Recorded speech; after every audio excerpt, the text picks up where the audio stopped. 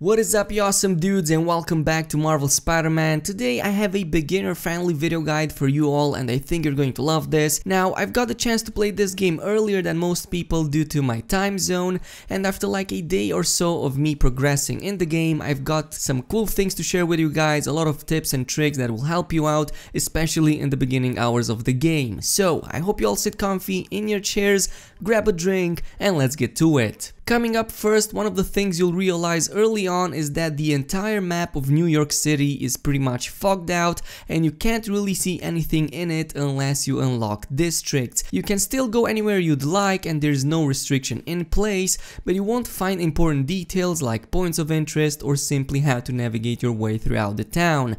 Unlocking districts is fairly easy and there's even an early mission that will point you out exactly how to do it. To make an area visible on your map, you need to visit surveillance towers located in them and then scramble the signal to get it up and running. Doing so will reveal a part of the map as well as the points of interest in it, including landmarks, backpack locations, research stations, and so on. Each district is made out of several individual areas, and after unlocking all of the towers in it, you'll get additional XP for doing so. Now, the reason I'm even bringing this up is because you'll most definitely want to take your time in between the missions to also scout ahead and do some side activities for extra rewards. These will be important for crafting suits, gadgets, modifications, for getting XP and leveling up, as well as counting for the overall progression. Since we're still on the subject of tokens, I'm also going to show you the fastest methods to get each one of them. There are several types of tokens in the game, and we have crime tokens, landmark, backpacks, research tokens, and finally we also have base tokens. Oh, and one more, we also have the challenge ones. Starting off with the crime tokens, you get these by completing crimes that pop up all over the map. Pay attention to the police radio as it will mention crimes happening in real time, and upon pressing the right thumbstick it will also reveal it on your map. While most crimes are easy enough, you will most definitely want to pay attention to the bonus challenges in each one of them. These challenges cover stuff like using a certain number of finishers in a certain fight or taking bad guys down using a certain ability or gadget. The reason you want to also do these bonus objectives is because it gives you extra token rewards as well as XP, so instead of taking 1 token per crime stop, you'll get 3 additional ones from doing just these 2 objectives on top of the original one, which basically equivalates with the number required to unlock 1 whole suit or gadget.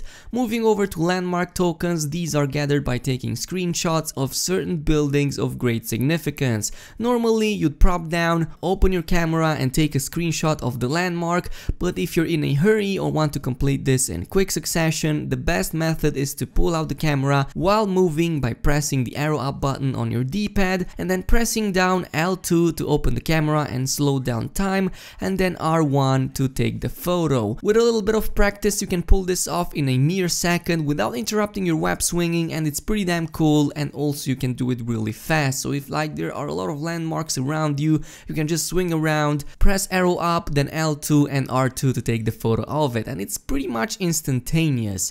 Research tokens are not immediately abundant as crime or landmark tokens, for example, and eventually you'll get more of one ways to acquire them, but in the beginning few hours of the campaign you'll find them in the lab that Peter Parker works in by completing the puzzles that exist in there. Not all of the puzzles reward them, but the ones that do have the icon next to them, most of them will also reward you XP as well. If you unlock all puzzles in a sequence, you'll also get bonus tokens like 3 or 4 of them. Once you move on with the story a little bit though, you'll unlock research stations which exist all over town. These will give you certain missions that you need to complete and are the preferred method to get these tokens, as the missions are very easy, fast, and guaranteed to give you rewards at the end of them. Base tokens come exclusively from taking down Kingpin's bases. You can see these bases on the map as they come in a red crown icon. Initially there aren't too many of them to take down, but you'll eventually move on to have more of them on the map. Each of these bases have multiple waves of enemies and they can vary in strength, so there are like multiple types from grunts to the ones that carry shields or even like mini bosses, and there's also bonus objectives in them for extra rewards, so pay attention to them, they are really important. Moving over to backpack tokens, these are probably the easiest and I'll mention them briefly. If you've unlocked a district while in free roam, just press the right thumbstick and it will momentarily reveal all points of interest around you. Backpacks appear on the map as green icons and just spam it as you get closer to a backpack and it should be very easy to get. There's also a sound cue when you're close to one, but what I found is that just spamming the scan button to see exactly where they are is way easier. I don't really need to listen to anything, I can just see it in front of my eyes, and yeah, it's pretty damn fast. And finally, there's the challenge tokens, which are the hardest to earn in the game. They come from mini games that need to be completed in a certain amount of time and they are designed to test your skills basically. But since this is a beginner friendly guide, you won't have these available in the beginning hours of the game anyway, so I will mention them in a later video. Moving over to combat, you'll be doing quite a lot of this and you'll be surprised to find out that you can actually die very easily. Even on the normal difficulty, it doesn't take more than 3 or 4 shots to be killed, and there are certain enemy attacks that can almost one-shot you. There are a few things you need to master for the best possible outcome. First of all is dodging, and second of all we have focus. Starting off with dodging, this is straightforward and you only need to press the circle button to do it, but when surrounded by a couple dozen of enemies, it's easy to get distracted and completely forget about it. While most of the grunts are easy to dodge and attack, pay special attention to the bigger enemies or the ones carrying shields, as they can knock you down easily and better defend themselves. You'll need to take these down by going behind them, and the easiest way to do so is to attack them once by pressing the square button and then immediately press the circle button to slide under them. From there you're pretty much free to attack however you like and their defense goes down pretty easily, so that's why you need to do this. Since we're still on the subject of dodging, whenever you have snipers or enemies with guns, no matter what happens, always dodge their bullets as they can deal serious damage. Your cue here is to check for their aim to turn red. Once it turns red, press the circle button even if you're in the air, because you can do your dodges in the air as well, or while doing an attack sequence you can interrupt it by pressing circle and just move on from harm's way. But it's pretty important to do that no matter how much you want to kill that enemy, so pay close attention to your spider senses and to what your enemy does around you. Moving over to the focus build up, you'll want to always generate a lot of it for 2 reasons. First of all, because it gives you the possibility to instantly kill enemies, and second, because the more you have, the more you can heal yourself in case you need it. The main ways to build up focus are air attacks and reaching high combo counters.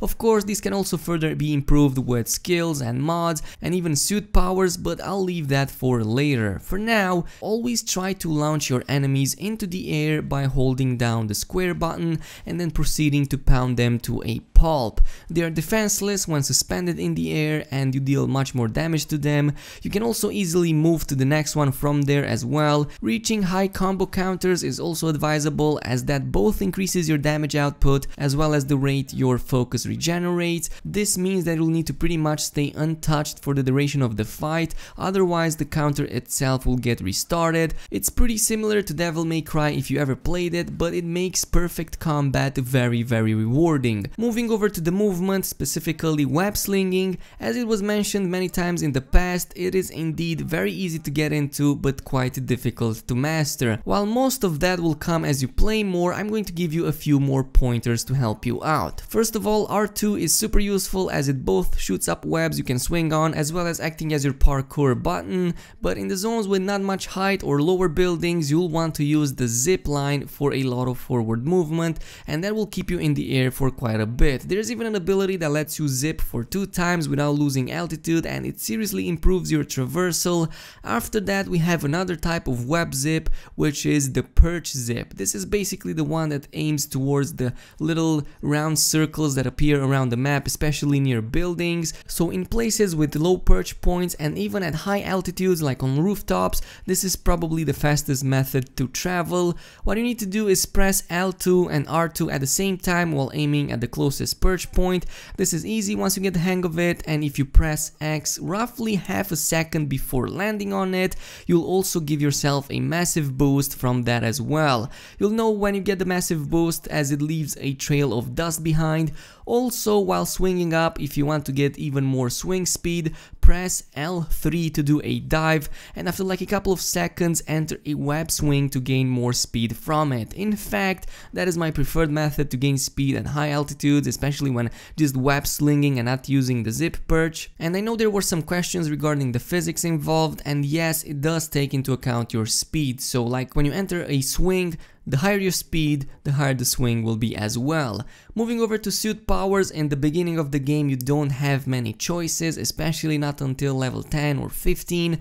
The best initial suits I found to be very good are the very first one, which gives you the ability called Battle Focus. This ability makes you generate more focus for a short period of time, and as I've said earlier, focus is very important to keep an eye on. After that, when you get more comfortable with the combat mechanics, and especially if you get the pre-order suit, I'll advise you to switch to the Cyberpunk suit ability, as it is very good early on. It deals a lot of damage, knocks over enemies around you over a very long distance, literally send an entire group of enemies down, immediately finishing them all off. Eventually, when you unlock the Homecoming suit, you can get the Spider Bro ability, and this will be one of the most OP powers in the game, at least, versus large groups of enemies, as it basically chains the lightning between them. I've talked about the lab Peter works in, and you'll find a lot of puzzles in it, and these will give you rewards both for XP as well as research tokens. While they begin fairly easy, eventually they can get pretty messy. The idea behind the regular puzzles is pretty simple. All you need to do is connect point A to point B by using the limited number of available connectors. Connectors come in 3 types and 2 shapes. The 2 shapes are the straight one and the angled one. Both of these can come in those 3 types, so they can be gray, which gives no voltage advantage, red, which reduces your voltage, and then there's also the green one, which adds voltage. In the more advanced puzzles, what you'll need to do is to basically match your actual voltage to the target one, and you'll be using a mixture of gray, red and green connectors. Keep an eye out to the numbers written in the middle of them, especially on the green and the red ones. This is basically the voltage number that will be added or subtracted from the circuit. Also, there are unidirectional connectors as well, which are indicated by the yellow arrow, which points the way electricity flows through them. It's pretty easy to get the hang of this, especially as you get to know the basics, and I found the puzzles, even the complex ones, to be quite entertaining. And this pretty much covers our Spider-Man beginner friendly guide. Tell me what you guys think of this and post your own tips or tricks in the comments down below. In the meantime, if you enjoyed this video, then don't forget to drop a like and to subscribe to the channel if you didn't already. Also activate the notification button, and I will see you guys in the next one.